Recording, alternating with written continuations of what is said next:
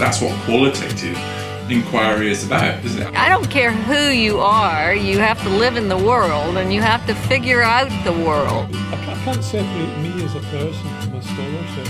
Well, it's enriched my life. That's where qualitative research can come in to kind of document the deeper stories. It's really asking an awful lot of a researcher to be reflexive, now I come to think about it. Hello and welcome to our second series of Qualitative Conversations. And we're going to hear today from one of the forefathers, really, of the movement towards narrative and storytelling within qualitative research, someone who's been involved since the 1980s right through the present day, as we've seen qualitative research increasingly embrace the personal voice. And he's a scholar that I first read his work when I was a PhD student, and it really spoke to me about personal writing and storytelling and just being very aware of your own personal experiences and how that might challenge what the research says. Yeah, a very significant article published in Qualitative Inquiry in 1997.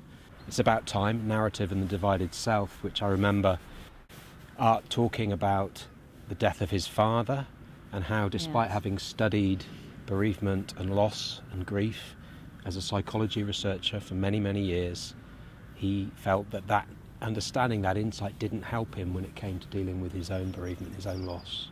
So it was a very powerful, for me, call that we need these meaningful research studies that do include the personal voice, that do allow our own experiences into the mix, if we're going to understand each other's, our own lives in ways that are actually useful and helpful. And a few years ago, 2014 was it, Art's book came out. Yep, his book Coming to Narrative, which I think many of us can probably identify with the journey towards narrative, towards storytelling. And his journey then that he describes in the book is moving through an increasingly open psychology and qualitative research in general, symbolic interaction, a turn towards narrative, a movement towards autoethnography and even performative forms in more recent years. So over a couple of interviews with me over a course of 2 years, Art talked about some of the things that he's written about in the book and some of his reflections on where autoethnography is going and what it means nowadays. So we're going to catch up with Art Bochner now in conversation with Kitrina at the 2017 Congress of Qualitative Inquiry and the 2016 Congress, which we go to first, where he received his Lifetime Achievement Award for qualitative research.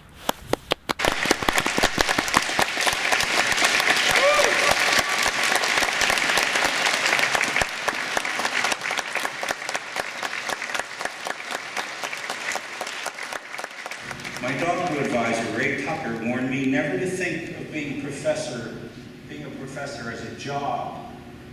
It's a way of life, he said, and how fortunate and privileged I've been to live this life. I never want to forget that.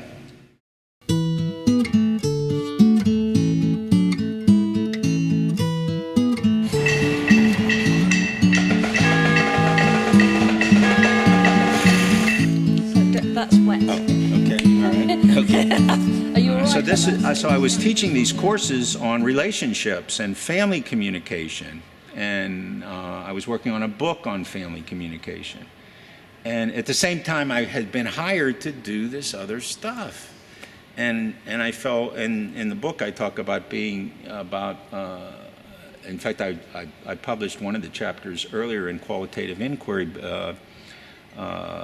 what did I call it? Between inspiration and obligation. So on the one hand, I was obliged to do this kind of teaching, which made me feel fraudulent, teaching those research methods when really what I was interested in. And I was reading Clifford Geertz, whose a book on interpretive anthropology had come out. That's the stuff that captured my heart. That I really felt, I agreed with Geertz that what the human sciences had to be about was meaning, and not creating laws of human behavior.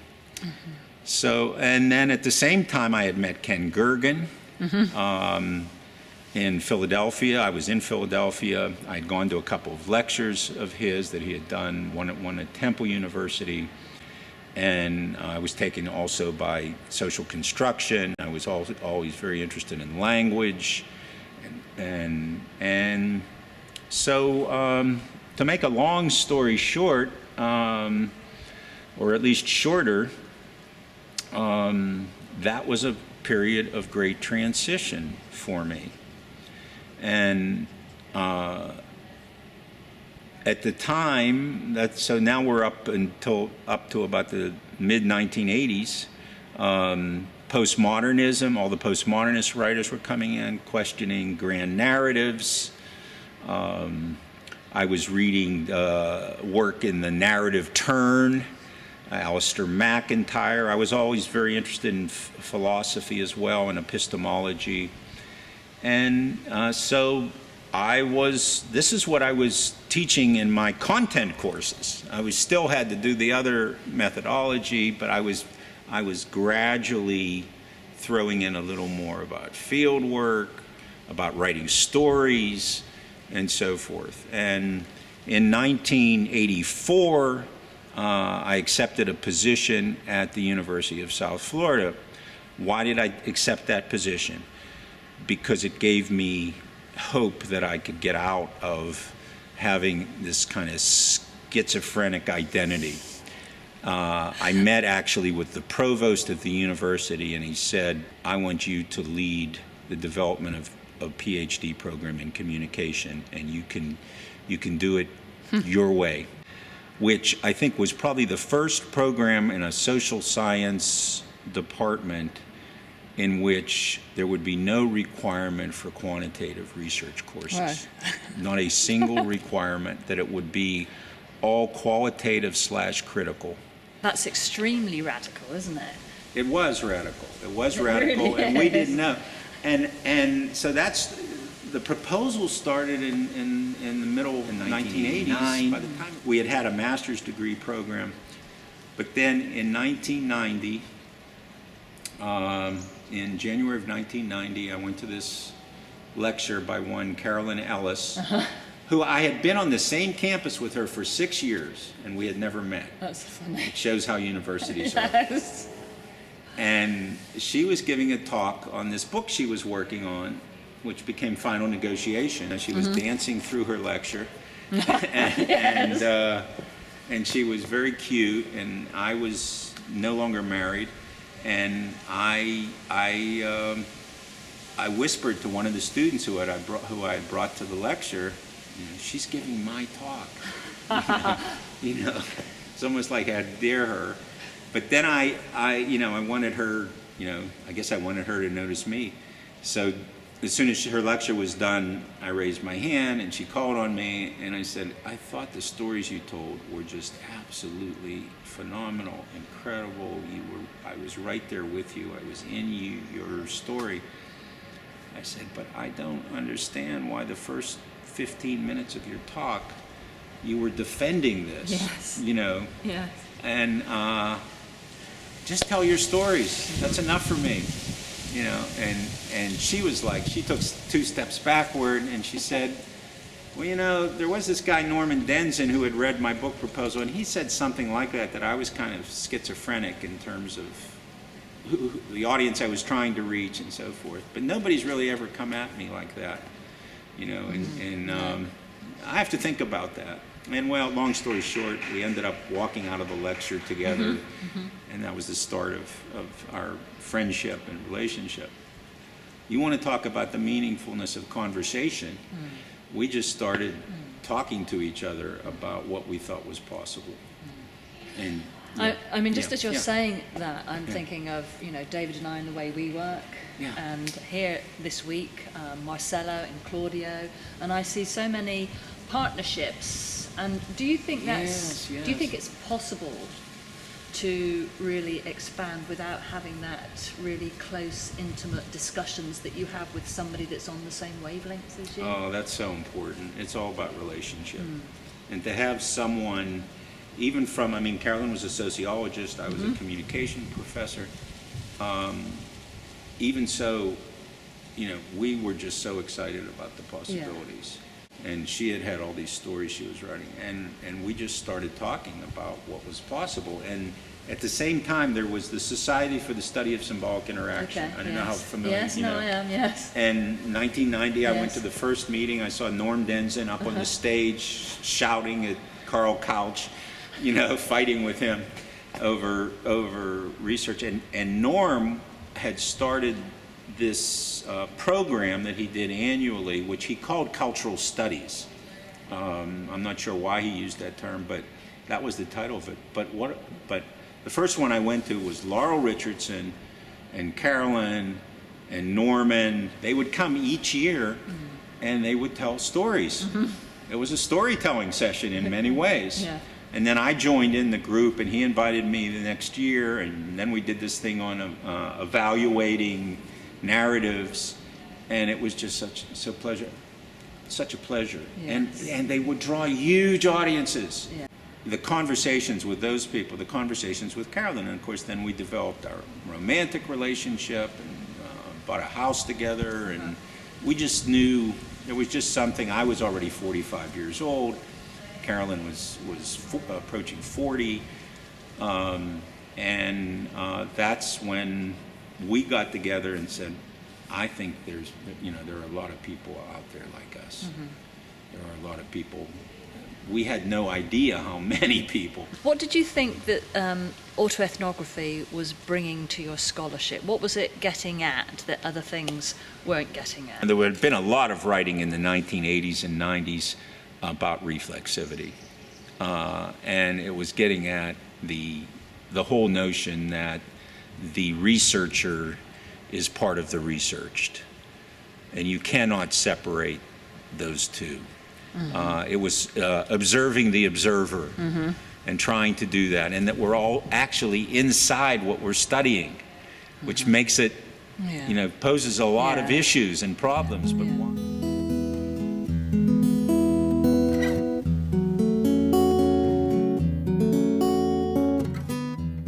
always had a hunch that there were a lot of people here in the States, but also around the world, that wanted to do work that was very personal to them, that didn't want to put a distance between themselves and what they were studying.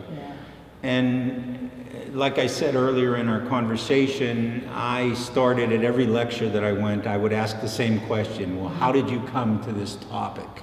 Because I wanted this to register with the audiences that very few people in the human sciences, whether they're doing quantitative research or qualitative research, autoethnography or critical ethnography or performance ethnography, they are drawn to what they study by their life experiences, by their lived experiences, and they are passionate about these. And for so many years in the human sciences, you had to hide behind the illusion of objectivity, to be value-free and so forth. But Norman and the whole Congress and all the new people we were meeting were committed to a very different kind of human science, one that was political, one that was value-centered, one that was moral, and one in which one didn't have to hide that they had a certain life experience that drew them to what they were studying. The wonderful thing about autoethnography, from my point of view, is that it opens up many possibilities. It's not one thing. It's not one method that has to be followed in a particular way.